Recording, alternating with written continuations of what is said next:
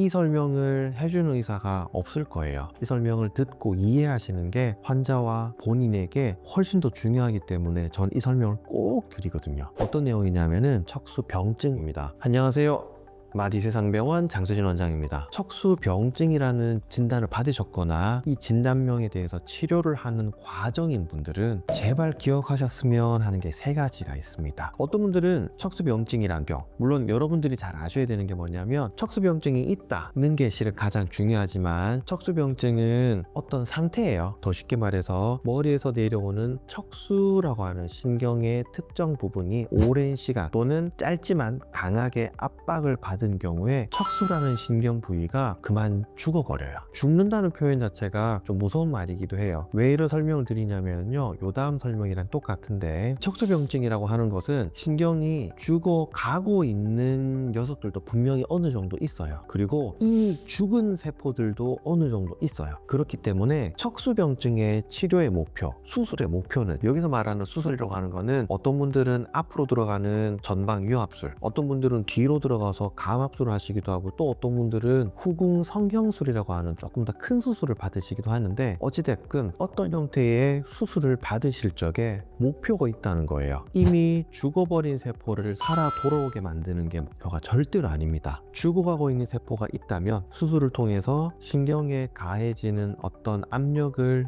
줄여주거나 없애준다면 이미 죽은 세포가 살아 돌아오는 것이 아니라 죽을 수도 있는 또는 죽어가고 있는 세포가 환경의 변화에 따라서 어느 정도 이상 회복되거나 돌아올 수 있는 환경을 만들어주는 것이 수술이기 때문에 저희들이 척수병증을 수술할 적에는 언제나 설명드리는 것이, 당신이 지금 수술하는 목표는 현재 상태의 모든 증상을 완전히 개선시키거나 정상의 상태로 돌려드리는 것이 아니고 적어도 현재보다는 나빠지지 않는 것, 그리고 바라건대 지금보다는 나아질 수 있는 어떤 상태로 도와드리는 것이 수술의 목표입니다. 이렇게 설명드리면은 또 환자분들이 하시는 말씀이 뭐냐면, 그럼 수술 왜 합니까? 나는 더 좋아지려고 수술하는 건데 당신 설명대로 좋아지지 않는 게 수술의 목표라면은 그럼 수술할 필요가 없는 거 아닙니까? 라고 하시는 분들도 계신데, 그렇게 설명을 드려요. 만약에 수술을 받지 않는다면 지금 압박을 받고 있는 세포들이 다 결국엔 죽어버릴 것이고, 그 죽어버리면서 증상이 분명히 더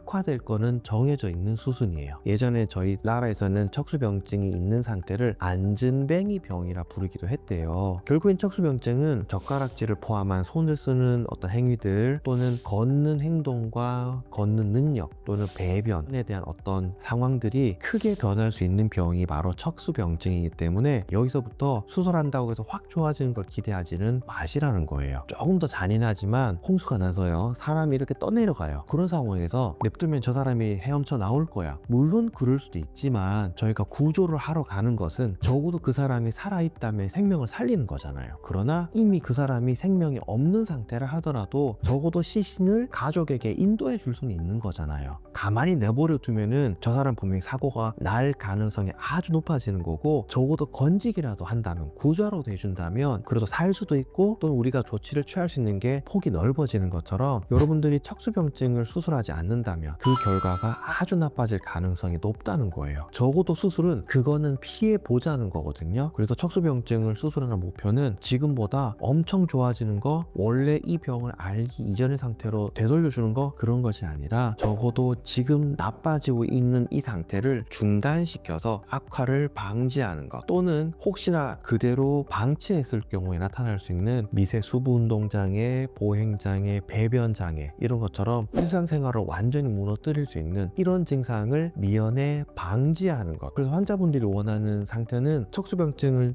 수술, 치료하고 나면은 완전 천국이 될 줄 알아요. 그러나 우리 의사들은 그걸 바라는 게 아니라 적어도 불지우고 면하는 것. 그래서 이런 정도로 환자들과 의사들 사이에 치료의 목표가 좀 상이합니다. 그래서 이거를 미리 조율해서 수술하기 전에 이걸 미리 조율해 드리는 게 상당히 중요한 과정입니다. 다른 병원에서 척수병증에 대해서 치료라든지 수술을 받으시고 난 다음에 저한테 영상이라든지 또는 증상을 저희 가지고 와서 하소연하는 분들이 되게 많으세요. 나는 이 수술하면은 이렇게 좋아질 줄 알고 이런 수술을 받았는데 이런 치료를 받았는데 똑같으냐고, 또는 왜 나는 조금 더 심해졌냐고. 근데 그런 분들께는 죄송하지만 이렇게 설명을 드려요. 실은 그 치료를 또는 그 수술을 진행한 의사는 당신이 생각하는 그거를 애초에 기대도 하지 않았을 것이라고, 우리는 더 나빠지지 않는 것이 목표입니다. 또 다른 예를 들어볼까요? 이제 주식이 점점 떨어져요. 집값이 막 떨어져요. 지금이라도 팔면은 지금 요 정도의 가격, 주식이라든지 집의 가격은 막을 수 있잖아요. 우리가 모아놓을 수 있잖아요. 근데 그거를 더 좋아질 거로 올라갈 걸 기대하고 그대로 참았다가 완전히 이제 바닥을 쳐버리면 더 잃어버리는 거거든요. 척수병증은 현재 어느 정도 이상 증상이 나빠지면서 악화되고 있는 상태인 거예요. 지금이라도 수술하면은, 지금이라도 치료를 받으면 이게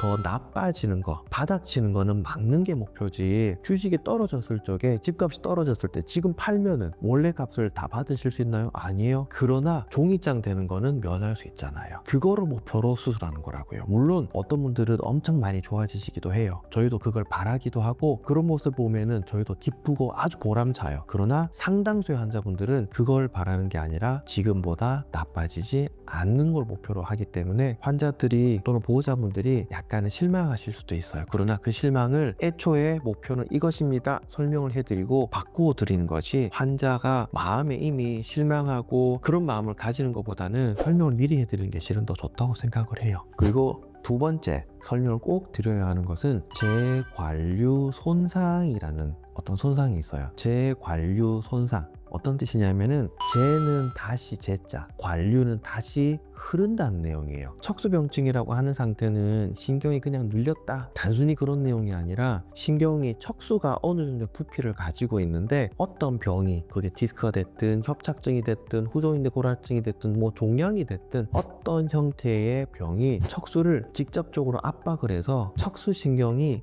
그 표면에 가지고 있는 혈관도 압박이 돼서 사라질 수도 있고요. 신경 자체도 압박이 돼서 손상이 될 수도 있어요. 그런데 일반적으로 척수병증은 아까 설명드렸듯이 아주 강한 힘으로 신경이 압박되든지 짧은 시간이라도요, 또는 오랜 시간 척수나 그 주위 조직들이 압박받았을 때 나타나는 현상인데, 저희가 예를 들어서 몇 년 이상 지속되는 후종인대 골화증이라는 병이 있어요. 이 병은 하루아침에 자라는 병이 아니라 적어도 수년 이상 천천히 자라는 병이기 때문에 경추척수나 이런 조직들이 눌린 상태는요 이미 몇 년 되신 분들이 제일 많으세요. 그런데 몇 년이나 눌려 있었던 이 신경의 상태가 척수병증을 위해서 수술할 적에 후궁성형술이나 여러 가지 수술을 진행하는데, 수술 자체는 2시간 정도밖에 걸리진 않지만 그 중에서도 신경을 압박하고 있는 이 병변을 똑 제거하는 거는요 짧게 보면은 5분, 10분, 길어야 20분이 안 되는 거예요. 몇 년 동안 눌려 있었던 신경이 길어봐야 몇십 분 만에 갑자기 원래 상태로 팍 넓어지게 되면은 신경을 둘러싸고 있는 혈류, 피도 갑자기 원활하게 흐르기 시작해요. 신경 주위에 있던 조직들도 원래 상태로 돌아가게 되면서 원래 가지고 있었던 이 죽어가던 신경들이, 또는 줄어들어 있는 혈류, 작은 피로도 근근히 살아가는데 적응이 돼버린 이 조직들이 갑자기 막 밀려 들어오는 이 혈류와 좋은 영양분과 산소와 이런 것들이 너무 많이 갑자기 들어오게 되면은 오히려 손상을 받기도 해요. 그거를 재관류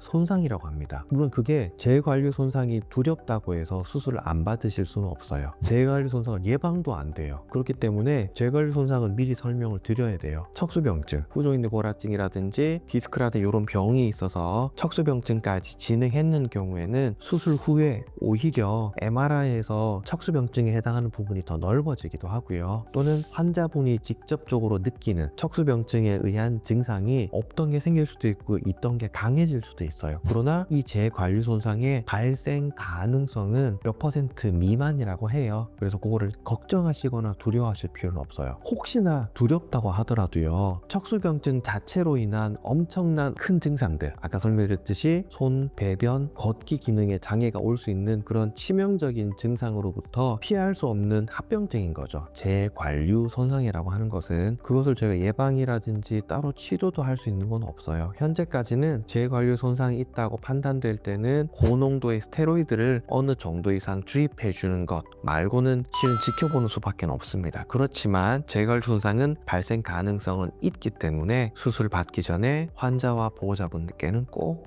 설명을 드립니다. 마지막으로 환자분들께는 제일 힘들 수도 있고요, 제일 어려울 수도 있어요. 그게 뭐냐 하면요, 일반적으로 디스크 터져서 수술했다, 그러면은 많은 분들이 수술 끝나고 마취가 깨매는 하루 이틀 안에 너무 좋아지세요. 그리고 남아있는 일부 증상은 수개월에서 1년 정도가 지나면은 증상이 많이 개선돼서 환자분들이 디스크라든지 또는 협착증에서부터 우리가 좀 졸업을 합시다라고 설명을 드릴 수 있는데, 척수병증은요 그보다 훨씬 길게 설명을 드려요. 짧게는 1, 2년에서 길게는 3년까지도 봅니다. 증상이 그때까지는 좋아지는 분도 계시고 실은 경우에 따라서는 조금 나빠지는 분들도 있어서 척수병증을 치료하시는 분들은 절대로 증상에 대해서 일희일비 하지 마세요. 적어도 오늘 내가 느끼고 있는 수술 전의 증상이 수술하고 난 다음에 직후에는 당연히 비교가 되겠죠. 근데 그것보다는 한 달, 두 달, 석 달 정도 있다가 수술 전에 나와 지금의 나를 비교하시는 거예요. 수술하고 일주일 지났는데 왜 똑같습니까? 왜 아직 저립니까? 그렇게 비교하지 마시라는 거예요. 척수병증은 길게 보는 병이 이기 때문에요. 수술하시고 난 다음에 몇 달 있다가 1년 있다가 증상을 비교해서 수술의 결과를 이야기하는 게 훨씬 더 맞다는 거예요. 우리 아이를 아무리 사랑해도요, 오늘 맛있는 거 고기를 막 먹였어요. 내일 키 재보세요. 절대로 키 안 커 있습니다. 몇 달 지나고 1년 지나서 키를 재봤더니 몇 센치가 컸네 라고 이야기하지, 사람이 강낭콩처럼 하루도 막 자라진 않잖아요. 척수병증은 신경이 눌려 있었네요? 아닙니다. 척수병증은 신경이 오랫동안 또는 강하게 눌려 있는 바람에 신경의 일부분이 이미 죽었습니다. 죽어가고 있습니다. 이런 병이기 때문에 하루 만에 죽었다가 돌아온다? 하루 만에 죽을 신경이 돌아온다? 아닙니다. 1, 2년, 길게는 3년까지도 보는 게 척수병증의 치료이기 때문에 절대로 하루하루 비교하고 짧게 비교해서 의료진에 대해서 실망하고 스스로에 대해서 실망하고 왜 이럴까 너무 우울해지고 그러지 마시라고 수술 전부터 길게 가자고 설명을 드리거든요. 오늘 설명드린 거 3가지 꼭 기억하셔서, 척수병증은 치료가 힘들어요. 수술 결정도 힘들고 치료 과정은 더 힘들고요. 수술은 자체는 훨씬 더 힘들어요. 그렇지만 이런 어려운 병, 힘든 병을 이겨내시는 데는 우리 의료진들을 믿어주시고 잘 따라주시는 것도 중요하지만 환자와 보호자분들이 마음 굳게 잡으시고요. 치료 과정을 절대로 짧게 보고 실망하고 낙담하고 그렇게 하지 마시고요. 좋은 마음으로 길게 가는 그런 치료가 되었으면 하는 바람에서, 척수병증을 앓고 있거나 척수병증을 치료를 준비하시는 분들이 꼭 아셔야 되는 거 3가지를 좀 정리해 봤습니다. 치료 잘 받으시고 혹시나 궁금하거나 하신 게 있으면은 제 개인적인 유튜브라든지 블로그로 말씀하시거나 병원으로 연락하셔도 답은 드릴 수 있으니까, 여러분 혼자 치료받는 건 아니라는 거, 누군가는 설명해 줄 수 있다는 거 잊지 마시고 치료 잘 받으시기 바랍니다. 감사합니다.